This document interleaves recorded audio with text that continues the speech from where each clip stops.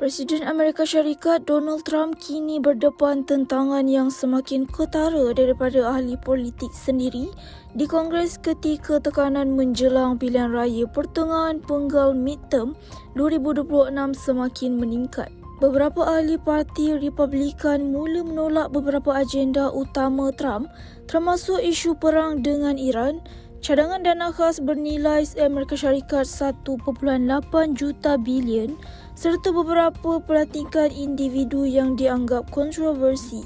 Dalam beberapa minggu kebelakangan ini, Kongres telah beberapa kali menentang kehendak Trump. Dewan Perwakilan meluluskan resolusi yang bertujuan mengehadkan kuasa Trump dalam konflik Iran, manakala beberapa senator Republikan turut membantah rancangan dana anti-weaponization yang didakwa boleh memberi manfaat kepada sekutu politik beliau.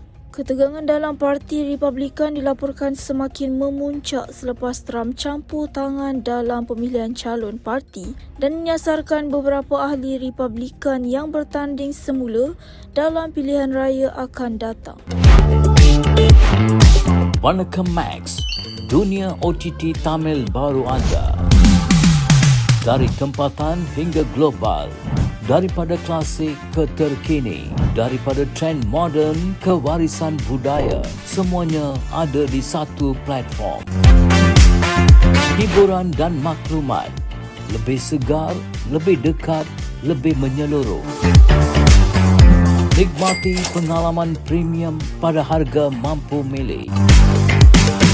Dan kini, langganan percuma untuk anda. Vanakkam Max, destinasi baru dunia hiburan anda.